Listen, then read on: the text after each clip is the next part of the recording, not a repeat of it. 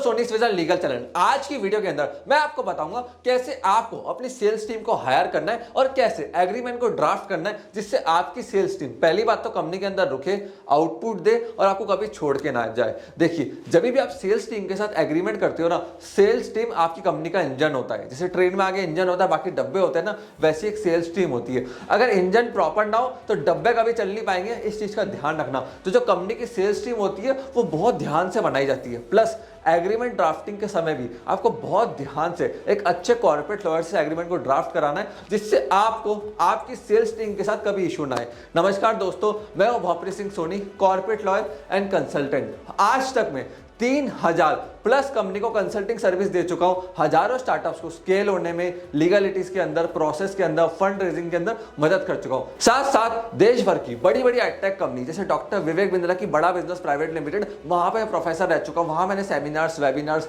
Law सीखो, Unacademy, हर एक company के अंदर मैंने सेमिनार्स लिए, वेबिनार्स डिलीवरी दिए और वहां पे एंटरप्रेन्योर्स को मदद कराए स्केलेबल प्रोसेस बनाने के अंदर, ग्रोथ के अंदर। तो आज की वीडियो के अंदर मैं आपको बताऊंगा कैसे आप सेल्स टीम को हायर कर सकते हो और एग्रीमेंट ड्राफ्टिंग कर सकते हो। और अगर आपको मेरे से कनेक्ट होना है तो आप मेरे को इंस्टाग्राम @भोपरी के ऊपर जाके फॉलो कर सकते हो। इंस्टाग्राम पे मैं आजकल काफी एक्टिव रहता हूं, या फिर मेरा लिंक्डइन अकाउंट भोपरी सोनी, वहां जाके भी मेरे को फॉलो कर सकते हो। तो देखिए, जो सेल्स टीम होती है ना, वो सबसे इंपॉर्टेंट पार्ट है आपकी कंपनी का। अगर आपको सेल्स टीम को रिटेन करना है तो एग्रीमेंट बहुत जरूरी है और ये सबसे इंपॉर्टेंट एग्रीमेंट होता है। अगर आप एक अच्छा एग्रीमेंट ड्राफ्ट नहीं कर पाए सेल्स टीम के साथ तो सेल्स टीम के बंदे नहीं रुकते, कंपनी को बार बार छोड़ के जाते, वहीं पे आपके रेवेन्यू रुक जाते, ग्रोथ रुक जाती है और आपकी कंपनी बड़ी कंपनी नहीं बन पाती है। जो आपके सेल्स के बंदे होते हैं ना, वो आपके कंपनी का फ्रंट फेस होते हैं, आपके कस्टमर क्लाइंट से वही जाके डील करते हैं, इसलिए उनके एग्रीमेंट्स बहुत ज्यादा इंपॉर्टेंट होते हैं। आज मैं आपको बताऊंगा कौन कौन से पॉइंट्स आपको एग्रीमेंट के अंदर डालने हैं।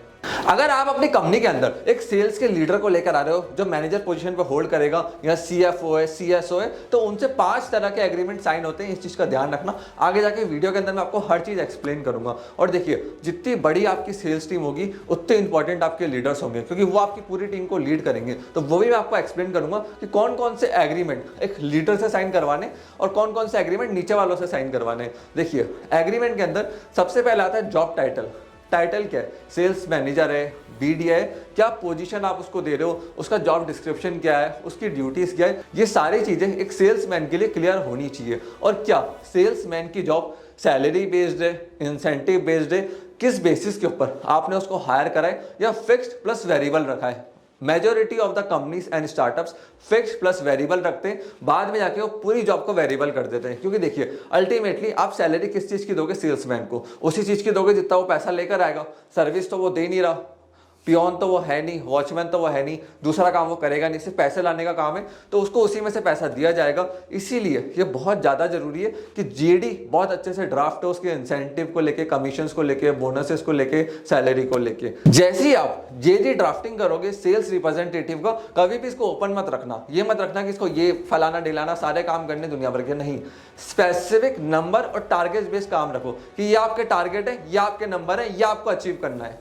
उसमें आप कॉल्स डाल दो कि इतनी लीड्स आपको जनरेट करनी है, इतनी कॉल्स पे आपको बात करनी है, इतना रेवेन्यू कंपनी के लिए आपको लेकर आना है। तो जेडी प्रॉपर होना चाहिए, वर्किंग आवर प्रॉपर होना चाहिए, सीटीसी मतलब कॉस्ट टू कंपनी। अगर आप उसको पेट्रोल का एक्सपेंस दे रहे हो, उसको लीड दे रहे हो, तो लीड पे आपका भी एक्सपेंस है। तो हर चीज को डिफाइन करो सीटीसी के अंदर, उससे आपकी कंपनी को टैक्सेस के अंदर ही बेनिफिट होगा। प्लस कमीशन उसको कैसे मिलेगा, बोनस उसको कैसे मिलेगा, प्रमोशन उसको कैसे मिलेगा, ये नंबर्स में डिफाइन करो। हम क्या करते हैं, जेडी में लिख देते हैं, एग्रीमेंट में लिख देते हैं, अच्छा परफॉर्म करेगा तो बोनस मिलेगा और आगे प्रमोशन मिलेगा। नहीं, परफॉर्मेंस कल्चर लाओ, नंबर्स कल्चर लाओ। भाई नंबर्स दिखाओ, बोनस लेके जाओ, प्रमोशन लेके जाओ। नंबर्स नहीं है, ना बोनस मिलेगा ना प्रमोशन मिलेगा। और जब भी आप सेल्स टीम के एग्रीमेंट ड्राफ्ट कर रहे हैं तो उसके अंदर एनडी और एनसीए तो मस्ट है। एनडीए होता है नॉन डिस्क्लोजर एग्रीमेंट, क्या आपने सेल्स टीम को सेल्स की टिप्स दे दी, ट्रिक्स दे दी कि मेरी कंपनी में लीड्स ऐसे आती है, सेल्स ऐसे आती है, क्लाइंट्स ऐसे पैसे लेकर आता है। अब वो आपके कंपटीशन के पास गया, वहां उसने इन्फॉर्मेशन डिस्क्लोज कर दी, आपका हो गया घाटा। और एनसीए क्या होता है? नॉन कॉम्पीट एग्रीमेंट, मतलब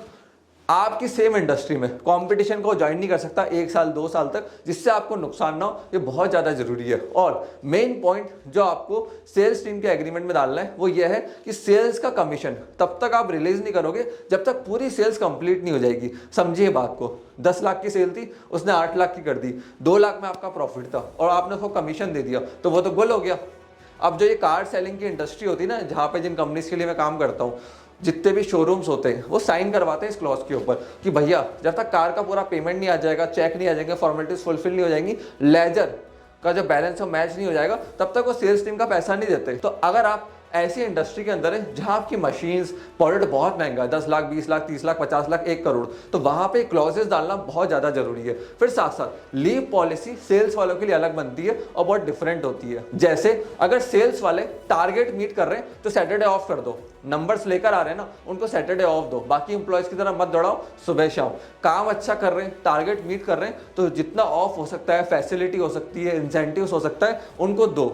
और जो सेल्स के अंदर एम्प्लॉयज है ना, उनको एक चीज क्लियर कर देना कि जो प्रीवियस ईयर की हॉलीडे है वो कैरी फॉरवर्ड नहीं होगी इस साल के अंदर। कई सारे एम्प्लॉय क्या करते हैं, इस साल हॉलीडे नहीं लेंगे सेल्स वाले, अगले साल ले लेंगे, बट आपको सेल्स तो हमेशा रेगुलर चाहिए। तो ये वाला पॉइंट उनके अंदर क्लियरली मेंशन करना कि आपकी कोई हॉलीडे कैरी फॉरवर्ड नहीं होगी, आप नंबर अचीव करो, टारगेट अचीव करो, पैसा लेकर आओ, आपका काम खत्म, हॉलीडे लेके जाओ, एक्स्ट्रा बेनिफिट्स लेके जाओ। तो ऐसे आपको ड्राफ्टिंग करनी है। अभी कुछ टाइम पहले मैं कंपनी के साथ काम कर रहा था, उनके पास 100+ एम्प्लॉयज थे सेल्स टीम के अंदर। वहां पे सारे के सारे एम्प्लॉयज डिससेटिस्फाइड थे, जो टारगेट अचीव कर रहे थे, आउटपुट दे रहे थे वो भी, और जो आउटपुट अचीव नहीं कर रहे थे वो भी डिससेटिस्फाइड थे। रीजन पता है क्या है? उनकी पॉलिसी में सबसे बड़ा फ्लॉ ये था कि जो बंदा आउटपुट दे रहा है उसको भी सेम चीज मिल रही है, जो नहीं दे रहा उसको भी सेम चीज मिल रही है, सेम पे आउट, हर चीज सेम थी।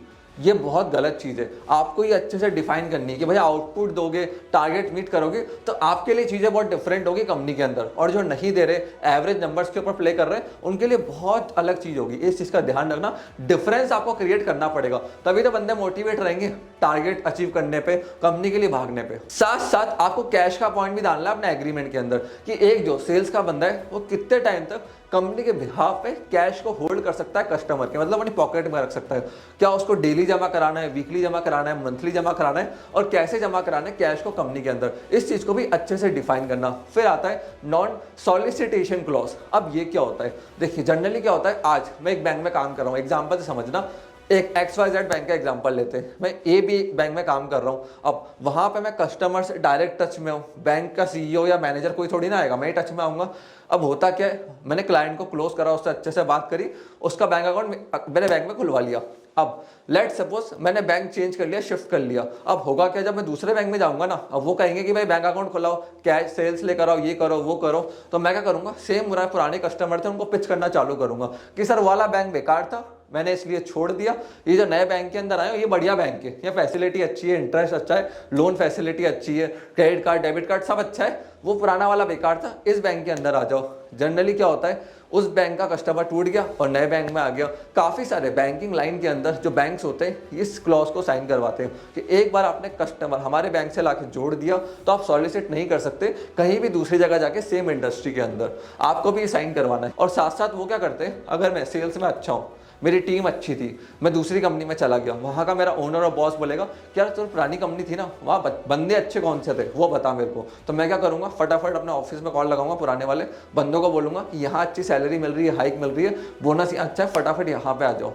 तो वहाँ से मैं बंदे तोड़ूंगा नई कंपनी के लिए। तो यही प्रॉब्लम होती है जब आप सेल्स वालों को लेकर आते हो, उनसे क्लॉजेस साइन करवाओ कि भाई आप सॉलिसिट नहीं कर सकते ना तो हमारे कस्टमर को ना हमारे एम्प्लॉयज़ को। आपको जाना है ठीक बात है, आप चले जाओ, हमारे कस्टमर को नहीं छेड़ना, हमारे एम्प्लॉयज़ को नहीं छेड़ना। और जब वो साइन करते हैं ना, उनके माइंड में ये चीज़ रहती है कि हमारे ऊपर केस फाइल हो सकता है। तो ये इंपॉर्टेंट क्लॉज होता है जो आपको एग्रीमेंट के अंदर डालना है। फिर आता है नोटिस पीरियड फॉर टर्मिनेशन। देखिए आप जब भी सेल्स के बंदे को फायर करो ना, तो इस चीज का ध्यान रखना कि देखिए उसकी भी एक लाइफ है, उसका भी घर परिवार है, तो एटलीस्ट 1 मंथ 2 मंथ 3 मंथ आप एडवांस के अंदर उसको बता दो और ये पॉइंट उसके एग्रीमेंट में भी डाल दो। प्लस आपकी भी एक कंपनी है और भी एम्प्लॉयज है, तो ये आपकी एम्प्लॉय की भी ड्यूटी बनती है कि 1 मंथ एडवांस में, 2 मंथ्स एडवांस में, 3 मंथ्स एडवांस में वो आपकी कंपनी को बताए कि मैं आपकी कंपनी को छोड़ना चाहता हूँ। या आप एग्रीमेंट के अंदर डलवा सकते हो कि कितने टाइम पीरियड पहले एम्प्लॉय को बताना पड़ेगा अपनी नौकरी छोड़ने से पहले, जिससे आप दूसरा एम्प्लॉय ढूंढ के रख सको, रिप्लेसमेंट रख सको आपकी कंपनी के अंदर। Delhi shop and establishment act कहता है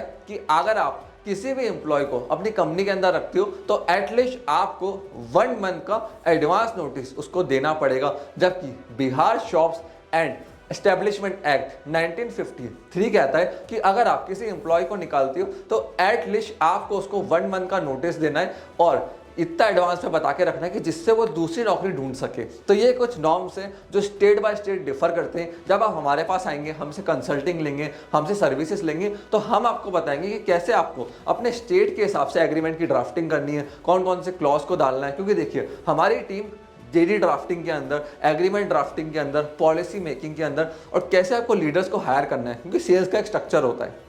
आप नीचे वाले सेल्स ग्राउंड लेवल के तो कंट्रोल करोगे नहीं, आप कंट्रोल करते हो अपने सेल्स डायरेक्टर को, सेल्स डायरेक्टर कंट्रोल करता है सेल्स रिप्रेजेंटेटिव को, सेल्स रिप्रेजेंटेटिव पूरे नीचे की टीम को कंट्रोल करते हैं। आप देखते हो ना बड़ी बड़ी कंपनी सेल्स टीम कैसे हैंडल करती है, सेल्स के बंदे कैसे लेकर आती है। उनके पास डायरेक्टर लेवल तक के लोग होते हैं जो एक्सट्रीमली एक्सपीरियंस, स्मार्ट होते हैं, जिनसे सारे agreement, bonds, JD, non solicit, non compete, हर तरह के क्लॉज साइन होते हैं। प्लस स्टैम्प पेपर कौन सा यूज करना है अगर आप कर रहे हो, तो बॉन्ड साइन करवा रहे हो तो उसकी फॉर्मेलिटीज कैसी होगी, एग्रीमेंट कैसा लगेगा, ये सारी चीजें मेरी कंपनी आपके लिए करती है, जिससे आप लोग एक अच्छी सेल्स टीम बना पाओ और वो बंदे आपकी कंपनी के अंदर टिके और आपकी कंपनी को ग्रोथ में मदद करें। और एक चीज का ध्यान रखना, sales is never a number game, it's always a people game. Hence to win market you must win the people first. मतलब अगर आपको मार्केट के अंदर जीतना है ना, तो सेल्स टीम सबसे इंपॉर्टेंट है। अगर आपने इनका दिल जीत लिया, इनको दिल से खुश कर दिया ना, आपकी कंपनी में इतना रेवेन्यू लेकर आएंगे, इतना पैसा लेकर आएंगे,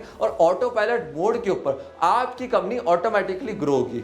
अगर आपको अपनी सेल्स टीम को बढ़ाना है, हमसे कंसल्टिंग चाहिए कि कैसे आप जेडी ड्राफ्टिंग कर सकते हो, एग्रीमेंट ड्राफ्टिंग कर सकते हो, पॉलिसीज बना सकते हो, एक स्ट्रक्चर बना सकते हो जिससे आप राइट बंदों को प्रमोट कर पाओ, रिटेन कर पाओ एंड ग्रो कर पाओ, तो आप हमें इस नंबर के ऊपर कॉल कर सकते हो। मैं आशा करता हूं ये वीडियो आपको पसंद आई होगी। प्लीज इस वीडियो को लाइक करके जाना और हमारे चैनल को रेड कलर का सब्सक्राइब बटन दबा के सब्सक्राइब करो, क्योंकि जैसे ही मैं ऐसे काम की इंफॉर्मेटिव वीडियो लेकर आऊं, आपको उसका तुरंत नोटिफिकेशन मिल जाए। आपने इस वीडियो को यहां तक देखा, हम लोगों को इतना प्यार एंड सपोर्ट दिया, उसके लिए धन्यवाद।